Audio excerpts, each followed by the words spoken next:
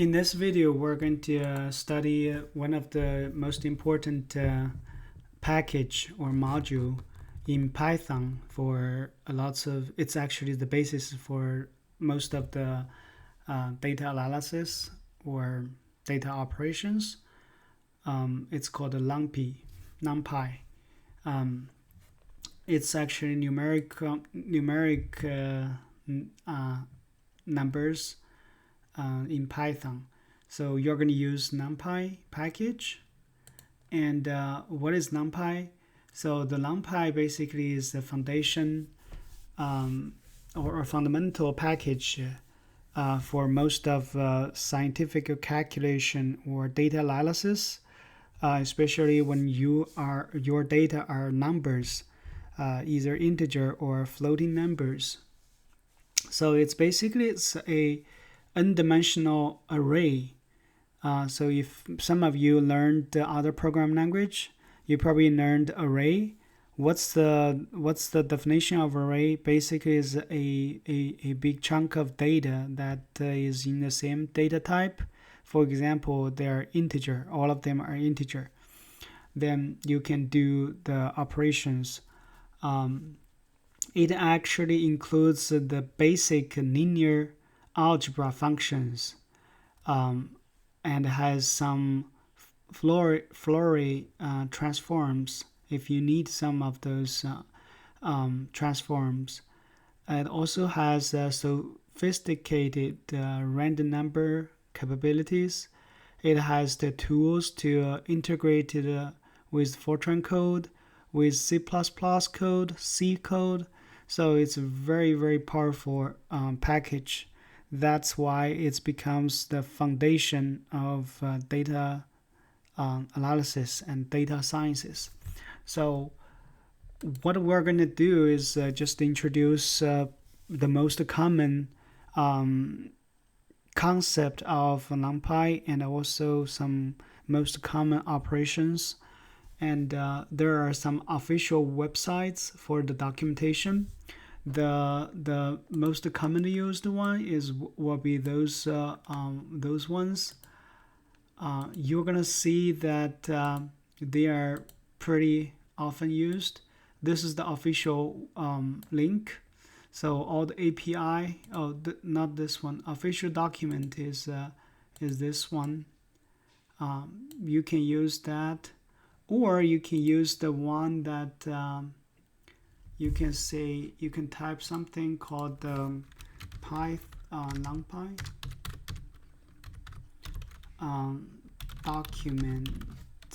documentation or API.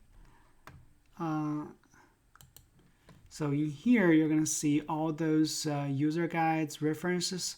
Those are PDF, or you can see the examples that showing right here. I actually had a link. So like numpy.org, there is a link, a references. You can have at the very beginning, you can have the whole thing, right? The contents, so the user guides, and so I'm gonna put this in the slides as well. NumPy, let's put that way, okay? So it can also be found in sciencepy.org docs, but this is probably it's better. You can use that one to find it. So let's actually go to the detail of NumPy. What's the array of NumPy? NumPy array basically is a n-dimensional. It could be one-dimensional, two-dimensional, three-dimensional data, and all of those data are in the same data type. For example, if they are string, then all of them are string. If they are integer, all of them are integer. If they are floating, all of them are floating. And the shape of the array, it can be multiple dimensional. Could be one dimensional, two dimensional, three dimensional. And for each row is going to be in a tuple. So you can think, for example, if it is a two-dimensional array, you can think each row is one tuple. Basically, a tuple means you have the parentheses, right? You have the parentheses and then numbers. You use comma to separate those, and you have multiple of rows, and that's how it look like. And how do we create an array? There are so many different ways. We can directly use np.array, use np.0. np is actually a abbreviation of NumPy, so it's np. So normally when you import NumPy in the project, you're going to use import NumPy as np. So in the future, you're going to use np. This is just a conventional. Everybody is using this way. It's easier to read, easier to understand. And and you can actually create all 0 NumPy. You can create all 1 NumPy, or you can do all the others. You can create eyes, like there are some numbers are empty or zeros. You can create an empty NumPy array. You can set a range. You can use random number. So we're going to show those examples in our lab part. Some of those examples. For NumPy, this is actually the array are actually the shape is going to be like a rectangular.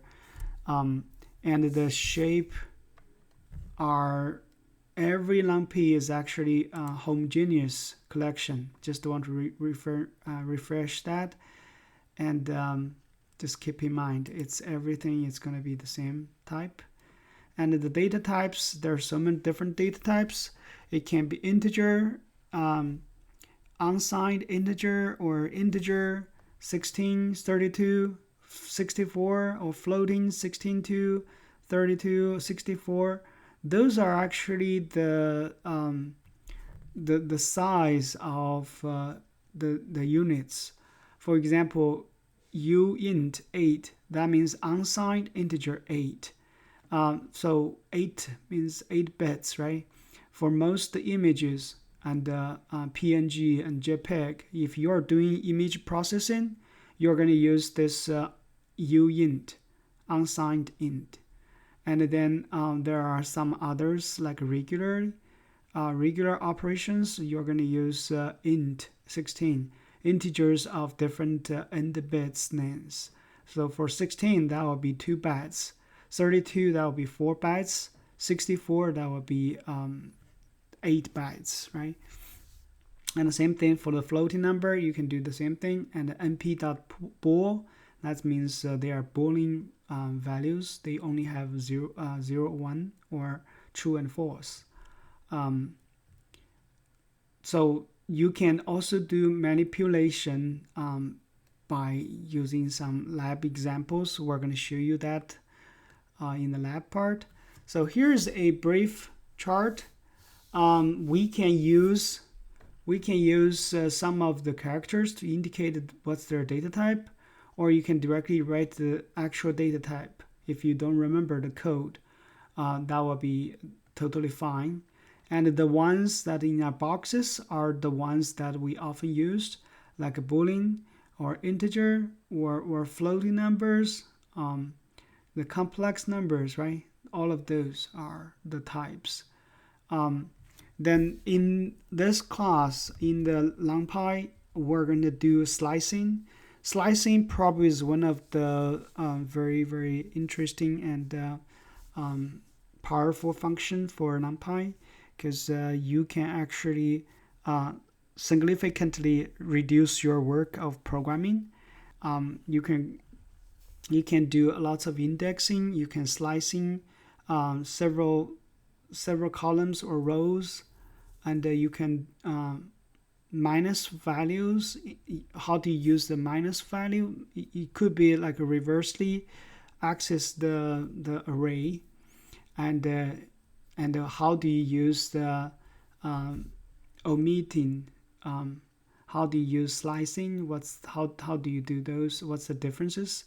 And then we can also use the bool value, like only select the bool value, the bool array where the elements value equals to true will be selected. So it's like a filtering. It's very, very powerful and very, very useful for actual development. And also we're going to do the element-wise functions like addition, subtraction, multiplication, division, bitwise AND, bitwise OR, and lots of other mathematic functions like sine, cosine, tan, and also mean, maxima. All of those are actually in there. NumPy roughly has about 400 methods, 400 functions. So it is very, very powerful. What we're going to do is just to show you a few examples. So in the future, if you do need some of those functions, you can check the list of the functions. I can show you where it is. And then we also can create a certain shape of the NumPy arrays. We can reshape some of those NumPy arrays, for example, from one-dimensional to a two-dimensional or even three-dimensional. How do we do that, right? And there are some broadcasting technology, and we probably will not cover that. There are some other more important functions like summation, mean, standard, division, and a max and a mean value. And then you can do sort, you can do where, you can do lots of those values, lots of those functions. So like I said, 400 functions. If we go through all the 400 functions, that probably will take probably 1 month, right? But good things, we have the tutorial, we have very, very strong community. You can always ask for the samples and ask for the help.